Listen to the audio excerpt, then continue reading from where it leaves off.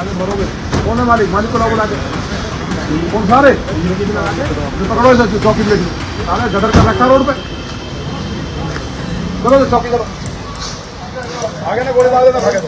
आगे ना गोली मार देना, भागे दो। मैं आज भी मंदिर नहीं आया हूँ, मैं एक मस्जिद में आया हूँ। मेरे पीछे जिसे आप श्री दुर्गा मंदिर समझ रहे हैं, असल में ये एक मस्जिद है। पीछे लोहे की चादरों से जो आप देख रहे हैं, इससे इसको ढक रखा है। अगर आपको थोड़ी सी दिख रही होगी, नहीं दिख रही तो मैं आपको उसको अंदर जाकर दिखाता हूँ। दोस्तों, भारतीय जनता पार्टी ने ऐसा लगता है कि खुला ऐलान कर दिया है कि अब जहां जहां मुसलमान दिखे, चाहे जो भी हो, उसको किसी न किसी तरीके से अब या तो बहिष्कार कर दीजिए, या तो उसकी दुकानें बंद करवा दीजिए, या तो उसको घरों पर बुलडोजर चलवा दीजिए, या तो उसको किसी फर्जी केस में फंसा दीजिए। मैं ये बातें इसलिए बोल रहा हूँ क्योंकि एक विधायक की तस्वीरें आई हैं सामने, और वो ऐसी तस्वीरें हैं जिसमें सीधे तौर पर धमकी दी जा रही है, सीधे तौर पर मुसलमानों को गोली मारने के लिए कहा जा रहा है। कौन है वो आदमी, कौन है विधायक, सब कुछ बताऊंगा, लेकिन उससे पहले कुछ और तस्वीरें जो मैं आपको दिखाने वाला हूं उसकी बात कर लेता हूं। कैसे एक मस्जिद को पाट करके मंदिर में तब्दील कर दिया गया, ये रिपोर्ट दिखाऊंगा, और साथ में सहारनपुर से लेकर के बहराइच तक कैसे मस्जिदों को निशाना बनाया जा रहा है, कैसे वहां पर बुलडोज़र चलाया जा रहा है, ये तस्वीरें। और बकरीद से पहले किस तरीके से उस पर सवाल उठाए जा रहे हैं, और ऐसे लोग सवाल उठा रहे हैं जिनका बकरीद से कोई मतलब नहीं है, कोई लेना देना नहीं है। दोस्तों, राम भद्राचार्य की बात कर रहा हूं, उन्होंने अपने कुछ बोल वचन सुनाए हैं, वो मैं आपको सुनाऊंगा, और साथ में एक तस्वीर जो राम भद्राचार्य जैसे संतों के लिए तमाचा है, उस वीडियो के बारे में बताऊंगा कि कैसे एक संत ने बताया है ऐसे नफरतियों को कि जय श्री राम। ये जो लोग मुसलमानों को सीधे तौर पर प्रोवोक करने के लिए, उनको परेशान करने के लिए उनसे बुलवाते हैं या उनके सामने बोलते हैं, वो कितना बड़ा पाप कर रहे हैं, ये भी बताऊंगा। और इसके अलावा दोस्तों, प्रधानमंत्री नरेंद्र मोदी के झूठ को पर्दाफाश करने वाला वीडियो, और साथ में कांग्रेस ने कैसे विदेश नीति के मुद्दे पर प्रधानमंत्री नरेंद्र मोदी और भारतीय जनता पार्टी की सरकार को कायदे से घेर दिया है, इन तमाम घटनाओं के बारे में, खबरों के बारे में बताऊंगा। नमस्कार, मेरा नाम प्रशांत है और आप देखना शुरू कर चुके हैं the live TV. The live TV, सच सबसे आगे।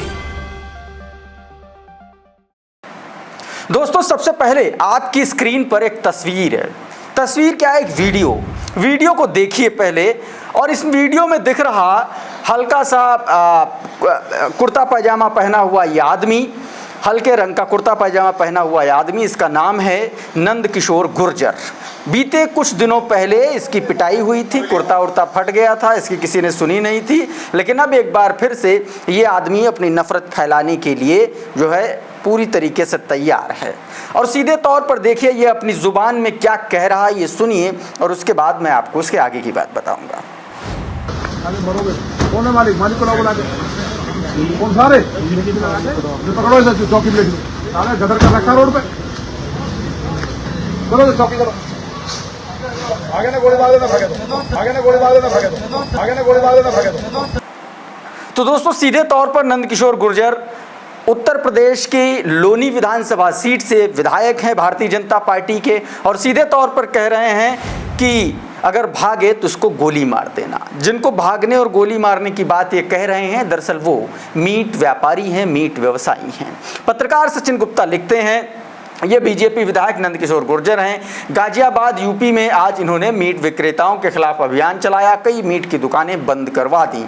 सवाल ये है कि क्या ये मीट की दुकानें अब इस देश में सीधे तौर पर अवैध घोषित हो चुकी हैं सरकारी तौर पर क्या? और अगर ऐसा नहीं है तो नंद किशोर गुर्जर पर एक्शन कब होगा, कार्रवाई कब होगी, वो भी ऐसे भड़काऊ बयान देने वाले जैसे गोली मारने वाले। दोस्तों, निगार परवीन लिखते हैं, भागे तो गोली मार देना साले को। आपको मालूम है कि ये व्यक्ति भाजपा का विधायक है, शासन प्रशासन की धौंस दिखाकर गरीबों को गोली से मारने की धमकी दे रहा है, शर्मनाक। एक और तस्वीर मैं आपको दिखाता हूं हरियाणा के सोनीपत की। दोस्तों, ये तस्वीरें देखिए। इस तस्वीर में आप सीधे तौर पर नजर आएगा कि किस तरीके से एक मंदिर दिखलाई पड़ रहा है, और इस मंदिर के पीछे मंदिर के एक हिस्से को टीन में कन्वर्ट कर दिया गया, यानी कि टीन से ढक दिया गया है। दरअसल एक वीडियो में इस बात का दावा किया गया है कि यहाँ पर किसी दौर में कुछ साल पहले तक एक मस्जिद हुआ करती थी, धीरे धीरे उस मस्जिद को मंदिर में तब्दील कर दिया है। इस वीडियो को देखिए और उसके बाद आप खुद तय कीजिए कि सच क्या है। वैसे तो मैं कभी मंदिर जाता नहीं हूँ, इसलिए आप लोग सोच रहे होंगे कि मैं आज मंदिर क्यों आया हूँ। तो सच बात यह है मेरे भाइयों कि मैं आज भी मंदिर नहीं आया हूँ, मैं एक मस्जिद में आया हूँ। मेरे पीछे जिससे आप श्री दुर्गा मंदिर समझ रहे हैं, असल में ये एक मस्जिद है। पीछे लोहे की चादरों से जो आप देख रहे हैं, इससे इसको ढक रखा है। अगर आपको थोड़ी सी दिख रही होगी, नहीं दिख रही तो मैं आपको उसको अंदर जाकर दिखाता हूँ। यहाँ से मैं अंदर आ गया हूँ, यहाँ से आपको थोड़ी गुम्बद दिखाई देगी, नहीं देगी तो मैं आपको और अंदर आकर गुम्बद अच्छे से दिखाऊंगा। अभी इस मस्जिद के अंदर 3 गुम्बद और 2 मीनार है। मैं अभी आपको तीनों गुम्बद दिखाऊंगा और दोनों मीनार बहुत अच्छे से दिखाऊंगा। यहाँ से आपको गुम्बद दिख रही होगी, ये गुम्बद और ये है दूसरी गुंबद बड़ी वाली। बराबर में इसकी तीसरी गुंबद मैं आपको दिखाऊं, ये देखिए आप, ये है इसकी तीसरी गुंबद। अब मैं आपको अभी इसे और अच्छे से दिखाता हूं। आप इसको यहां से देखिए, मैं अभी रोड के बहुत दूर आ चुका हूं, वहां से मैं देख रहा हूं इसके 2 मीनारें। तो दोस्तों इस तरीके से ये बात इस वीडियो में इसका दावा किया गया है।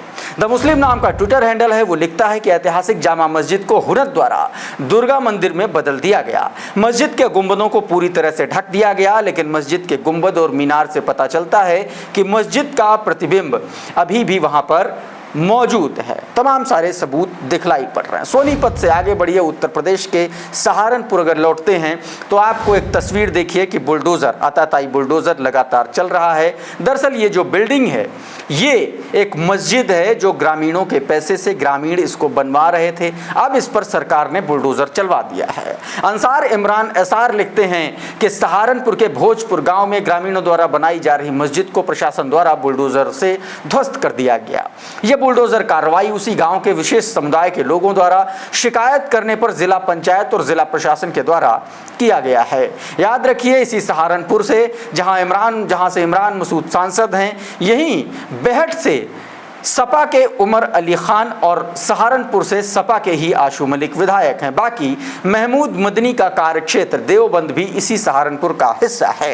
यह सीधे तौर पर समाजवादी पार्टी के तमाम नेताओं और विधायकों और सांसदों पर गंभीर आरोप लगा रहे हैं कि इनके मुसलमान विधायक सांसद होते हुए भी इस मस्जिद को बुलडोजर द्वारा बुलडोज कर दिया गया। उत्तर प्रदेश के बहराइच में चलिए, उत्तर प्रदेश के बहराइच से एक तस्वीर आई है। मखदूब मीडिया की रिपोर्ट है, उसकी स्क्रीनशॉट मैं आपकी स्क्रीन पर दिखा रहा हूं। देखिए किस तरीके से इसमें सीधे तौर पर हेडलाइन में बताया गया कि UP forest department serve eviction notice to 180 families मस्क्यू फैमिलीज साइट प्री 1891 रूट्स। सीधे तौर पर इसमें यह कहा गया है कि 180 से अधिक परिवारों और सदियों पुरानी मस्जिद नूरी मस्जिद सहित वन विभाग ने इन तमाम सारी घरों को और मस्जिद को नोटिस दिया है, बेदखली का नोटिस दिया है। कहा है इसको जल्दी से जल्दी आप खाली कर दीजिए।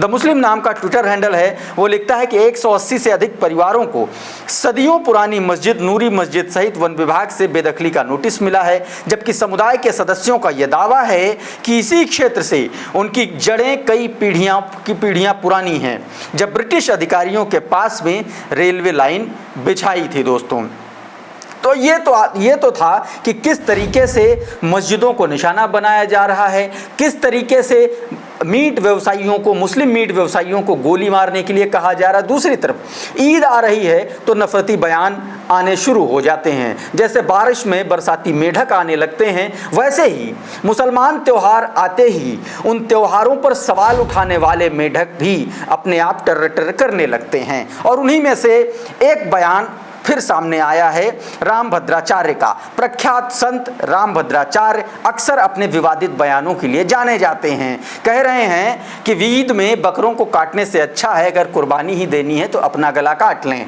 सुनिए जरा क्या कह रहे हैं। तो बकरीद का अर्थ बकरों को लाने के लिए बकरेंदु, टेढ़े चंद्रमा को बकरेंदु कहते, उसी का बकरीद है। बकरों क्यों लाया जाए? यदि बलिदान देने का मतलब अपना सिर काट के दे दें। तो दोस्तों ये बात कह रहे हैं रामभद्राचार्य। इस पर सीमा अख्तर हैं, पत्रकार हैं, बिहार के पत्रकार हैं। लिखते हैं कि अगर बकरा काटना दुष्ट का काम है तो शंकराचार्य के रूप में नफरत फैलाना शैतान का काम है। इन्हें पता ही नहीं कि भारत में 74% लोग बड़े चाव से गोश्त खाते हैं। होली पर बकरा काटने से अगर मना करेंगे तो दिमाग ठिकाने लगा दिया जाएगा। आस्था के साथ खिलवाड़ करने वाला संत नहीं, शैतान है। सीधे तौर पर रामभद्राचार्य को इन्होंने शैतान बताया है। आयशा माजिद खान लिखती हैं कि दोस्तों हमने तो बकरा खरीद लिया है, अब बताओ क्या करें, वापस कर दें क्या। राम भद्राचार्य कह रहे हैं बकरा काटना दुष्ट का काम है, लेकिन सवाल यह है कि जिस दुकान पर बकरे का मीट बिकता है सबसे ज़्यादा भीड़ इन्हीं की होती है। सवाल दोस्तों, राम भद्राचार्य का ये बयान अगर बकरीद के मौके पर आया है तो इसको सीधे तौर पर माना जाना चाहिए कि ये मुसलमानों के त्योहारों में दखल देने वाला सीधे तौर पर बयान है। अब राम भद्राचार्य जैसे नफरती बयान देने वाले संतों और तमाम हजारों लाखों भजपिल्लों और नफरती चुनटुओं के लिए एक संत का बयान सामने आया है।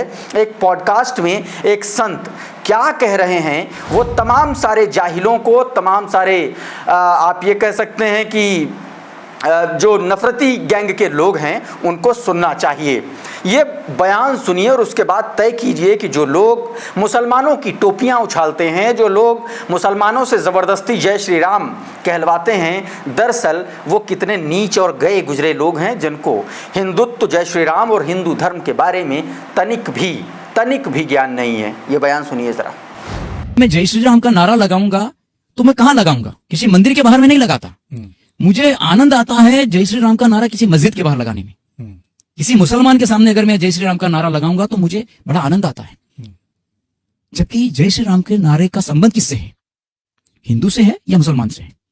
हिंदू की आस्था हिंदू मंदिरों से है या मस्जिदों से है? तो कहीं ना कहीं ये गलतियां इसलिए हो रही है, एक तरफ हमारे मंदिर घंट बजाने के लिए लोग नहीं आरती के समय, और एक तरफ हम मस्जिदों के सामने नाच गाने की जो बात कर रहे हैं वो कहीं ना कहीं हमारी आस्था की गलत अभिव्यक्ति, गलत जगह अभिव्यक्त हो रहा है। और उस आस्था का बल भी हमें नहीं मिल पा रहा, क्योंकि वो मूल आस्था नहीं है, एक मनोभाव से निर्मित आस्था है, अंतःकरण से निकली हुई आस्था नहीं।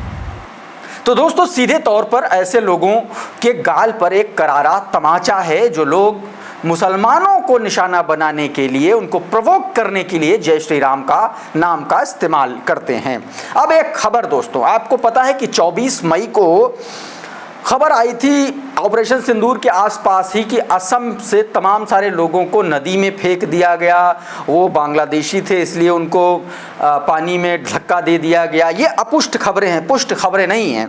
लेकिन एक खबर है जो पुष्ट खबर है दोस्तों। ये जो खबर है दोस्तों, स्क्रॉल का ये आर्टिकल है जिसका मैं हिंदी रूपांतरण करके आपको सुनाऊंगा। लेकिन उससे पहले कुछ तस्वीरें हैं आपके स्क्रीन पर, ये देखिए। 3 महिलाएं और एक पुरुष। ये दोस्तों असम का रहने वाला परिवार है। मानिक जान बेगम, शोभा भानु, अबू बकर सिद्दीकी और मनोवारा बेवा। ये 4 लोग दोस्तों गायब हैं। इनके परिवार वालों का ये कहना है कि असम की सीमा पुलिस ने उन्हें उठाया और उसके बाद कोई अता पता नहीं है। दावा ये किया जा रहा है कि इन लोगों को पता नहीं कहां भेज दिया गया है या इनका क्या किया गया है, इसके बारे में अभी तक कोई जानकारी नहीं है। असम पुलिस की कार्रवाई में विदेशी घोषित किए गए ये लोग लापता बताए जा रहे हैं दोस्तों। घबराए परिवार वाले अब जवाब मांग रहे हैं, लेकिन पुलिस कोई जवाब दे नहीं रही है। कुछ परिवार वालों का कहना है कि उन्होंने बांग्लादेश से आए एक वीडियो में अपने रिश्तेदारों को देखा है, जबकि अन्य ने अदालत का दरवाज़ा खटखटाया है। उन्हें डर है कि उन्हें भी बाहर से निकाल दिया जाएगा। 24 मई को सुबह 3 बजे असम पुलिस के दरांग जिले में 22 वर्षीय मानिक जान बेगम के घर ये पुलिस पहुंची। उसके बाद से ये परिवार दोस्तों लापता बताया जा रहा है। और बात प्रधानमंत्री नरेंद्र मोदी की रैली की, किस तरीके से बिहार जाकर के एक्सपोज हो गए प्रधानमंत्री, ये खबर मैं आपको दिखाने जा रहा हूं। प्रधानमंत्री नरेंद्र मोदी का एक बयान न्यूज़ 24 ने प्रकाशित किया है, ये आपकी स्क्रीन पर है, देखिए। इसमें कहा जा रहा है कि कांग्रेस और आरजेडी ने कभी दलित पिछड़ों की तकलीफों की चिंता नहीं की। ये लोग विदेशियों को बिहार की गरीबी दिखाने के लिए घुमाते थे। सवाल ये है कि अगर ये लोग बिहार की गरीबी दिखाने के लिए घुमाते थे तो ये जो गोदी में खिलाते थे चाइना के राष्ट्रपति को, चाहे जिनपिंग को से लेकर के डोनाल्ड ट्रंप को, तो ये कौन सी गरीबी दिखाते थे? हाँ, इन्होंने थोड़ी सी मर्यादा रखी कि गरीबी पर हरी तिरपाल डाल दी थी। याद है ना आपको मोटेरा स्टेडियम वाला हाल, गरीबों को गरीबी हटाने के लिए गरीबों को हटा दिया था प्रधानमंत्री नरेंद्र मोदी जी की सरकार ने। तो दोस्तों ये इस तरीके से अपनी बात कहते हुए नजर आए। अब इन्हीं की पोल दोस्तों खोल दी बिहार के ही एक व्यक्ति ने। मनोज यादव नाम के ट्विटर हैंडल से ये वीडियो ट्वीट किया गया है, जिसमें यह कहा गया है कि प्रधानमंत्री नरेंद्र मोदी मंच से विदेशी सामानों को बाइकॉट की बात करते हैं, लेकिन खुद जिस बोइंग 777 में घूमते हैं, जिस विदेशी कार में रोड शो करते हैं, वो तो विदेशी है। सुनिए जरा। भारत के प्रधानमंत्री इस देश की जनता को मूर्ख बना रहे हैं।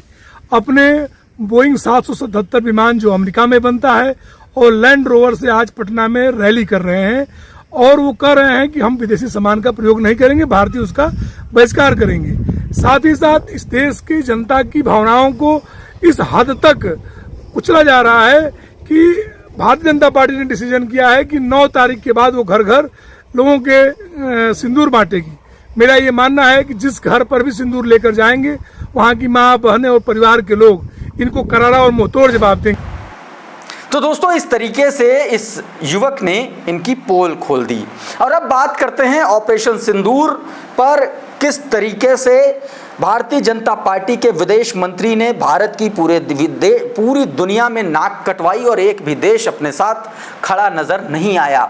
ANI न्यूज़ एजेंसी, जो हफ्ता वसूली भी नए तौर पर उसको लोग इस नाम से जानते हैं, उसको एक बयान में पवन खेड़ा ने एक बयान दिया और उस बयान में सीधे तौर पर क्या कहा है आपकी स्क्रीन पर है, देखिए। पवन खेड़ा कहते हैं कि सबसे ज़्यादा हैरान करने वाली बात यह है कि रशिया ने पाकिस्तान की पुरानी स्टील मिल जो बंद हो चुकी थी उसके साथ कोलैबोरेशन की। $2.6 बिलियन इससे पाकिस्तान को मिलेगा। रशिया जो हमारा पुराना साथी, परंपरागत मित्र, वो अब पाकिस्तान के साथ हाथ मिला रहा है। जब से मोदी जी की सरकार बनी है तब से रशिया MI-35 पाकिस्तान को रशिया ने दिया। कोई सोच नहीं सकता था कि रशिया और पाकिस्तान इतने करीब आ जाएंगे, लेकिन ये सब अब आपके सामने है। कुवैत, गल्फ, ईरान, सबके समझौते पाकिस्तान से ऑपरेशन सिंदूर के बाद धड़ाधड़ हो रहे हैं। कुवैत ने वीजा की रिस्ट्रिक्शंस हटा दी है। ये क्या हो रहा है विदेश नीति में? और जब विदेश नीति पर सवाल उठाओ तो ये राष्ट्र विरोधी कहते हैं। पूरे देश में ये कपड़े बदल बदल कर घूम रहे हैं। अरे अपने गिरहबान में इन्हें झांक कर देखना चाहिए कि कहां से कहां पर ले आए आप भारत को। अमेरिका धमका रहा है, कोलंबिया जैसा देश पाकिस्तान के साथ खड़ा है। भूटान, नेपाल, श्रीलंका, कौन देश है जो आपके साथ ऑपरेशन सिंदूर के दौरान खड़ा नजर आया है? ये हम नहीं पूछेंगे क्या? और सबसे ज्यादा दुखदाई बात यह है कि रशिया आज पाकिस्तान के साथ खड़ा है। दोस्तों आपको मैं बता दूं कि रशिया ने पाकिस्तान की एक बंद पड़ी स्टील मिल के साथ MOU किया है। $2.6 बिलियन का निवेश पाकिस्तान में रशिया करने जा रहा है। वो रशिया जो भारत का पारंपरिक मित्र है, वो रशिया जो भारत का सबसे विश्वास पात्र देश हुआ करता था, वो आज भारत के दुश्मन पाकिस्तान से हाथ मिला करके खड़ा हुआ है। जब ये सवाल उठता है तो भजपिल्ले सवाल उठाने को गद्दार और देशद्रोही करार देते हैं। इनकी समझ पर, इनकी सोच पर, इनकी दो कौड़ी की जाहिलियत पर तरस आना चाहिए आपको भी दोस्तों। बहरहाल इस वीडियो में इतना ही। बहुत बहुत शुक्रिया, बहुत बहुत धन्यवाद। आप जुड़े रहिए द लाइव टीवी के साथ। नमस्कार। द लाइव टीवी, सच सबसे आगे।